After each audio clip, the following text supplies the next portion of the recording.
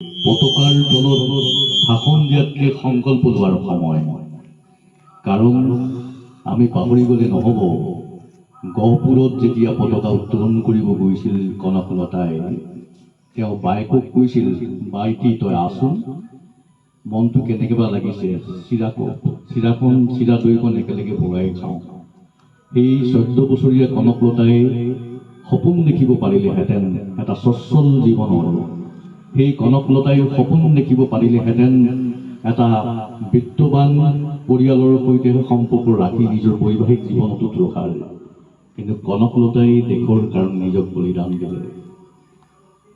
ভোগেশ্বৰী ফুকননীয়ে নিৰ্যাতন মূৰ পাতি ল'লে। ভগত সিং, সুখদেৱ তেওঁলোক মেধাৱী ছাত্ৰ আছিল। তেওঁলোকে নিশ্চয় ভাৰতীয় প্ৰশাসনীয়, সেই সময়ত ICS আছিল, তেনেকুৱা পৰ্যায়ৰ পৰীক্ষাৰে নিজৰ জীৱনটো বেলেগ ধৰণে তুলি ধৰিব পাৰিলেহেঁতেন। কিন্তু তেওঁলোকে কৈছিল যে গোলামীৰ মাজত থকাতকৈ পৰাধীন ভাৰতবৰ্ষত নিজৰ বাবে চিন্তা কৰাতকৈ দেশৰ বাবে চিন্তা কৰা ভাল।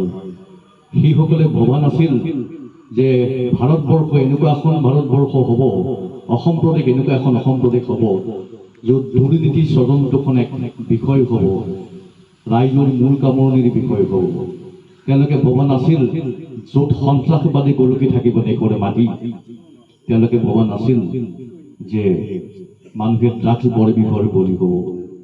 গতিকে ভাৰতবৰ্ষৰ স্বাধীনতাৰ এই দিনত আমি কনকলতাৰ বুকুত ৰৈ থকা সেই বন্দুকৰ গুলীটো আৰু কনকলতাৰ বুকুৰ পৰা নামি হোৱা সেই তেজৰ সোঁতটোৰ বিষয়ে ভবা ভাল। আমি কুশল কোঁৱৰৰ বাবে ভবা ভাল। আমি ভবা ভাল নেতাজী সুভাষ বসুৰ কাৰণে, কাৰণ তেওঁ এক সমৃদ্ধিশালী পৰিয়ালৰ ল'ৰা আছিল, কিন্তু তেওঁ চিন্তা কৰিছিল দেশৰ কাৰণে। সেইবাবে মই কওঁ যে আদৰ্শৰ তাগিদাত আমি সদায় ঈশ্বৰৰ উপাসনা কৰোঁ, ঈশ্বৰৰ সংকল্প লৈ আমি মানস কৰোঁ। কিন্তু যিসকল ডেকা বন্ধু ইয়াত ৰৈ আছে, তেওঁলোকৰ মাধ্যমত অসমৰ নৱ প্ৰজন্মক ক'বলৈ মই অনুৰোধ জনাইছোঁ, স্বাধীনতাৰ এই অমৃত মহোৎসৱত আমি সংকল্প লওঁ। আমি উপস্থ দেৱতাক সোঁৱৰণ কৰি আমাৰ প্ৰাত্যহিক জীৱন আৰম্ভ কৰাৰ লগতে তিৰংগ পতাকাৰে সুশোভিত দেশৰ মাতৃক সোঁৱৰণ কৰাৰ বৰ দৰকাৰ।